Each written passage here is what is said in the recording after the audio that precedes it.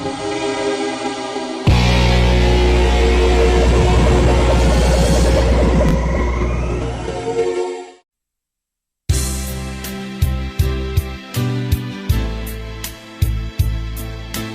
ini adalah lanjutan dari video yang sebelumnya tentang kelas-kelas dalam amplifier. Yang sebelumnya telah dibahas tentang kelas A, kelas B, dan kelas AB. Dua kelas lain yang akan dibahas di video ini adalah kelas C dan kelas D.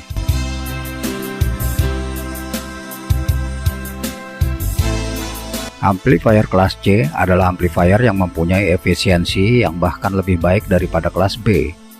Efisiensi amplifier kelas C bisa mencapai antara 80 hingga 90%. Tetapi di sisi lain, dasar penguat kelas C sebenarnya mempunyai linearitas yang paling buruk dibandingkan dengan kelas-kelas penguat analog yang lainnya. Hal ini dikarenakan kelas C hanya menguatkan kurang dari 180 derajat bagian dari setiap satu siklus gelombang. Dari satu siklus gelombang, kelas C hanya mengambil antara 80 hingga 120 derajat untuk dikuatkan, atau praktisnya di seputaran 90 derajat saja. Kelas C hanya menguatkan bagian-bagian ujung dari siklus gelombang. Perhatikan pada gambar, ini adalah skematik dasar penguat kelas C. Transistor penguat tidak diberi tegangan bias sama sekali pada basisnya, sehingga tegangan antara basis dan emitornya adalah 0 volt. Ketika pada basis dimasukkan sinyal input, bagian tegangan sinyal yang mencapai di atas tegangan maju basis emitor akan membuat transistor menjadi aktif dan mulai menguatkan sinyal. Ini berarti ada bagian sinyal yang tidak dikuatkan, yaitu bagian sinyal pada tegangan terbawah yang tidak mencapai tegangan maju basis emitor transistor. Akibatnya hasil penguatan transistor di kolektornya hanya berbentuk denyut tidak utuh seperti ini. Lantas bagaimana penguat yang hasil penguatannya seperti ini bisa dimanfaatkan? Bentuk gelombang yang tidak utuh hasil penguatan kelas C yang seperti ini bisa dibuat menjadi berbentuk sinus utuh apabila ditala atau ditune menggunakan induktor dan kondensator yang tertala pada frekuensi tertentu. Sirkuit L dan C seperti ini membentuk tangki resonansi yang beresonansi pada frekuensi tertentu. Frekuensi resonansi dapat diketahui dengan pendekatan rumus ini. Jika sirkuit LC ini dipasang di kolektor transistor penguat kelas C, maka sinyal keluaran hasil penguatan akan menjadi berbentuk sinus utuh, namun hanya pada satu frekuensi yang tertala saja. Karena sifat-sifat ini, maka penguat kelas C efektif diterapkan pada penguat untuk satu jalur frekuensi. Dan penguat satu jalur frekuensi atau penguat jalur sempit biasa ada pada penguat-penguat frekuensi tinggi atau frekuensi radio. Penguat kelas C tidak dapat diterapkan pada frekuensi audio karena frekuensi audio spektrumnya luas, yaitu antara 20 Hz hingga 20 kHz. Namun demikian, penguat kelas C dapat juga diterapkan untuk penguat jalur lebar, tetapi hanya pada frekuensi radio, misalnya pada pemancar FM. Ini dimungkinkan karena bagi penerima FM, bentuk gelombang frekuensi yang dipancarkan bukanlah masalah. Yang penting adalah perubahan-perubahan frekuensi yang terjadi yang kemudian dideteksi oleh detektor FM menjadi sinyal audio.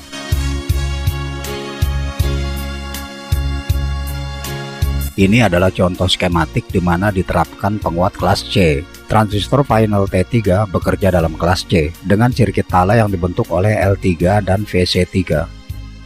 Dan ini adalah contoh lain penerapan kelas C. Tiga transistor terakhir yaitu T3, T4, dan T5 bekerja dalam kelas C, namun tanpa sirkuit tala.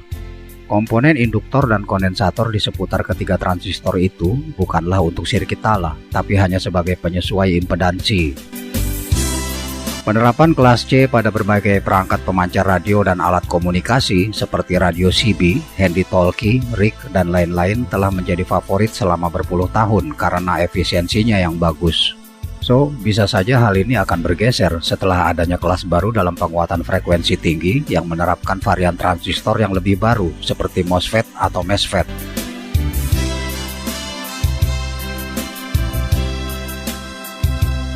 Ide dan gagasan orang tentang rancangan amplifier yang lebih baik dalam hal kualitas dan efisiensi memang selalu ada. Pada tahun 1958, gagasan tentang amplifier audio yang mengkonvert pulsa-pulsa logik menjadi sinyal audio mulai diperkenalkan orang.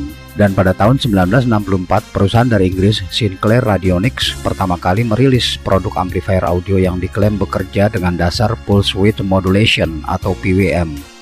Amplifier X10 dari Sinclair hanya berdaya maksimal 10 watt dan dibuat dengan transistor-transistor bipolar dari bahan germanium. Namun beritanya begitu hangat di kalangan para teknisi audio dunia sebagai teknologi baru dalam amplifier audio, hingga majalah elektronik terkenal Wireless World pun mereviewnya. Istilah kelas D belum lagi populer, yang dikenal di masa itu hanyalah istilah PWM amplifier. PWM amplifier lalu populer, media-media elektronika mulai mempublikasikan rancangan-rancangan PWM amplifier untuk para amatir dan para hobis. Ini adalah salah satu contohnya, PWM amplifier dari majalah Elektor di akhir era 1970-an yang menggunakan transistor-transistor bipolar di tingkat akhir. Perhatikanlah bahwa ini sebenarnya amplifier OTL dengan suplai tegangan tunggal, metodenya saja yang menggunakan PWM. PWM amplifier menjadi cikal bakal penguat kelas D. Dan ketika teknologi MOSFET semakin berkembang di era 1980-an, transistor-transistor bipolar digantikan perannya oleh transistor-transistor MOSFET yang lebih baik kerjanya dalam hal switching. Memasuki era 1990-an, PWM amplifier semakin disempurnakan. Tidak jelas kapan tepatnya istilah kelas D mulai dipakai. Konon inisial D diasosiasikan pada kata digital, tetapi tidak semua praktisi setuju. Sebagian mengatakan bahwa huruf D hanyalah urutan dalam abjad karena kelas D muncul setelah adanya kelas A, kelas B, hingga kelas C. Ya, mungkin itu bukan hal yang terlalu penting. Sekarang mari kita bahas tentang cara kerja penguat kelas D. Penguat kelas D bekerja dengan pulse width modulation, yaitu pemodulasian yang menyebabkan berubah-ubahnya lebar pulsa blok dalam satu periode gelombang. Diagram blok dasarnya kira-kira seperti ini. Bagian-bagian dari penguat PWM kelas D diantaranya adalah generator gelombang segitiga, komparator, switching controller, output stage, dan low pass filter. Generator gelombang segitiga menghasilkan gelombang segitiga. Gelombang ini berfungsi sebagai sinyal pembawa atau carrier signal dalam pemodulasian PWM. Frekuensi gelombang segitiga biasanya dibuat 10 kali lebih tinggi dari frekuensi tertinggi audio. Jika frekuensi tertinggi audio adalah 20 kHz, maka frekuensi gelombang segitiganya 200 kHz. Banyak penguat kelas D menggunakan frekuensi yang lebih tinggi lagi, bahkan hingga bilangan megahertz. Gelombang segitiga yang ujung tegangannya berbentuk lancip ini lalu disuntikkan ke salah satu input komparator, biasanya input inverting. Sementara input komparator yang satunya lagi menerima masukan sinyal audio yang akan dikuatkan. Dalam hal ini, sinyal audio berperan sebagai pemodulasi dan tegangan sinyal audio ini menjadi tegangan referensi atau Vref. Pemodulasian kemudian terjadi di tingkat komparator ini. Dengan adanya input tegangan segitiga, maka otomatis komparator akan mengeluarkan pulsa-pulsa blok atau gelombang blok di outputnya. Apabila sinyal input audio belum ada atau tegangan sinyal input 0 volt, maka duty cycle gelombang blok di output komparator akan berada di tengah, yaitu 50%. Duty cycle 50% adalah ketika pulsa high dan pulsa low dalam satu siklus gelombang mempunyai lebar yang sama atau seimbang. Bagaimana ketika sinyal input audio mulai dimasukkan?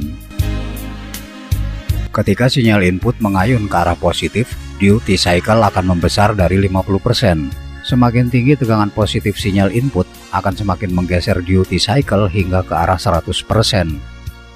Lalu ketika ayunan sinyal input berubah ke arah negatif, maka duty cycle akan mengecil dari 50%. Semakin negatif sinyal input, maka akan semakin mengecil pula duty cycle hingga ke arah 0%. Begitulah perubahan-perubahan duty cycle gelombang blok pada output komparator yang mengikuti amplitudo sinyal input audio. Gelombang blok yang sudah termodulasi kemudian masuk ke bagian switching controller. Di sini terdapat gate driver yang mengkondisikan perubahan-perubahan gelombang blok agar dapat ditanggapi dengan tepat oleh gate MOSFET. Ini diperlukan karena gate MOSFET bisa bersifat kapasitan yang padanya bisa terjadi proses charge dan discharge, sehingga merugikan kinerja MOSFET dalam proses switching yang berlangsung dengan sangat cepat. Keluaran gate driver ada dua, yaitu high output atau disingkat HO dan low output atau disingkat LO. Keluaran HO dan LO lalu diumpankan ke output stage yang terdiri dari pasangan power MOSFET. Satu MOSFET menangani belahan high dan satunya lagi menangani belahan low. Pada amplifier kelas D berdaya besar, transistor-transistor MOSFET di output stage bisa diparalel hingga beberapa pasang. Selanjutnya, keluaran dari output stage berupa gelombang blok termodulasi yang sudah menjadi cukup kuat. Namun sebelum diumpankan ke speaker, ia harus melalui untai low pass filter atau LPF. LPF adalah filter yang hanya melewatkan gelombang yang berfrekuensi rendah, dalam hal ini frekuensi audio, sedangkan gelombang frekuensi tinggi sinyal pembawa atau carrier signal yang masih tersisa ditiadakan di sini hingga tidak masuk ke jalur speaker. Adapun pulsa high dan low bisa berubah menjadi berbentuk sinyal sinus audio adalah karena peran induktor yang kuat. Ketika terjadi high, induktor menyimpan energi, dan ketika terjadi low, induktor melepaskan energinya. Tegangan output setelah melewati induktor dipengaruhi oleh duty cycle gelombang blok. Tentang ini saya pernah bahas ketika mengulas tentang buck converter, dan karena duty cycle berubah-ubah, maka tegangan output pun berubah-ubah. Tegangan yang terbentuk karena proses pengisian dan pelepasan energi di induktor tidak lagi berbentuk blok, tapi berbentuk sinus dengan linearitas yang baik. Tegangan sinyal sinus ini kemudian diumpankan ke speaker. Efisiensi penguat kelas D cukup tinggi, ada sekitar 90%. Rancangan yang bagus bahkan bisa menghasilkan di atas itu.